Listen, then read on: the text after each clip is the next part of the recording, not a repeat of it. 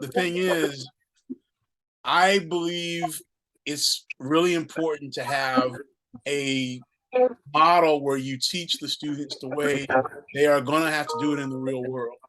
And which is what? And Because even that, people don't even properly assess. So even now, today in 2022, with what we all know is going on in the media, some people will say the media is objective. So let me teach these people to be objective so they can go out into the objective media world.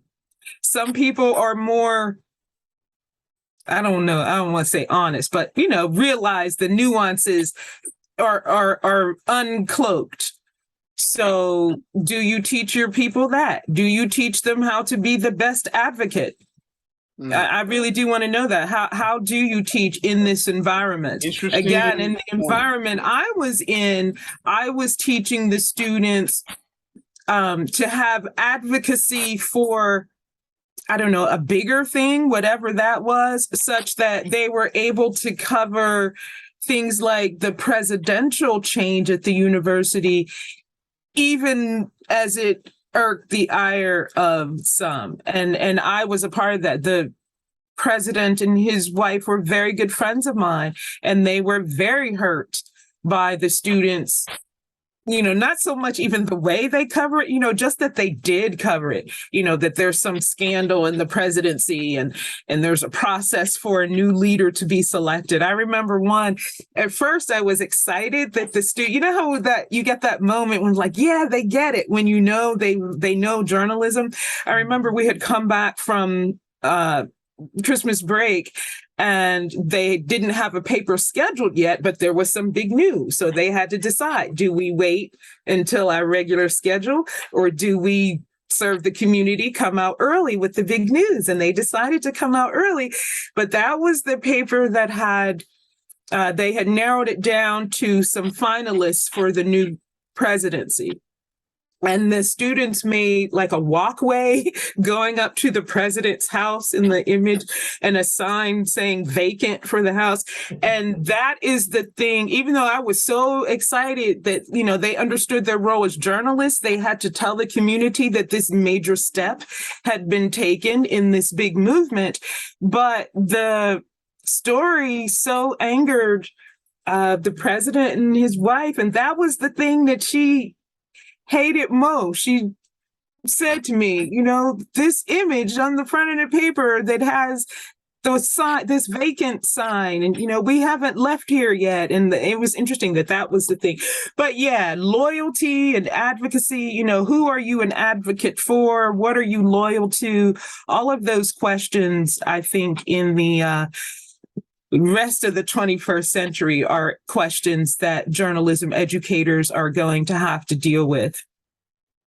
Yeah, that's interesting. When I teach about Lucille Bluford and her court case and its connection to Lincoln, I also have them study about Lucille Bluford, who went on to work at the Kansas City Call for 50 years, 60 years or so. And she was not shy about advocacy journalism.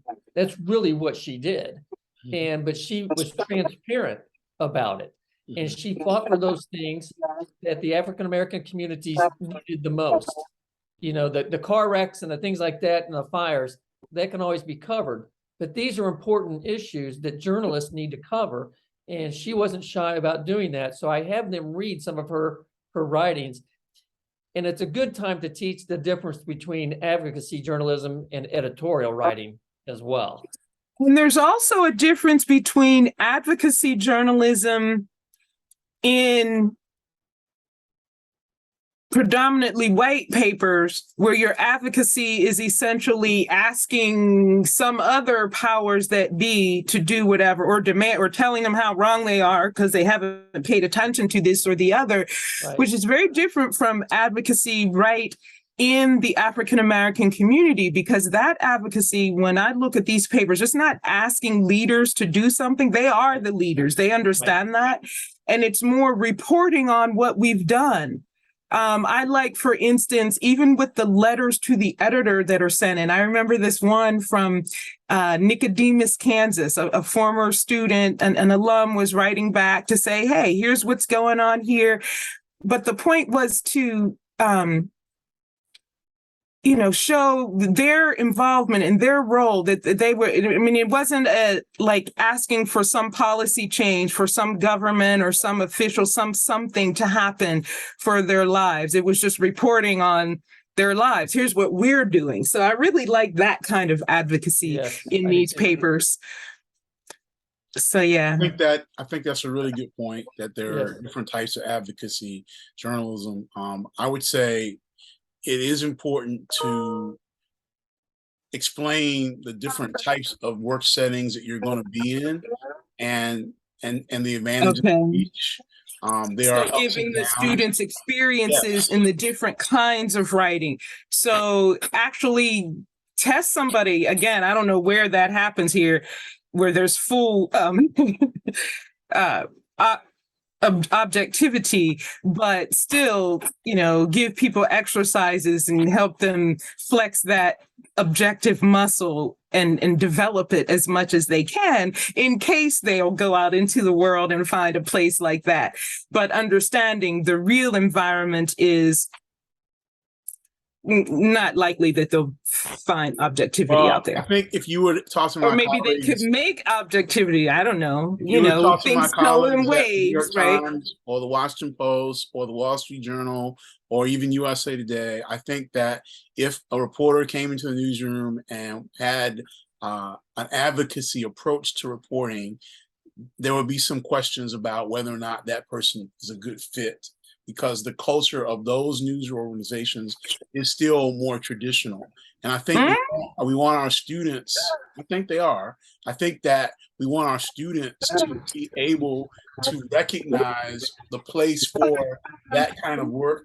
But then there are other outlets that are now becoming more and more read and talked about, and they don't make any bones about trying to be one side or down the middle. They say we're this, we're that, and both of those. I mean, many say, in order to be truthful, right. And again, this is something that we all have to think about as free speech advocates, as people who love and sometimes still teach journalism. Some people say but again, it's about truth. So some things in some people's mind are just so horrible. The truth is, this is so bad, I can't be objective.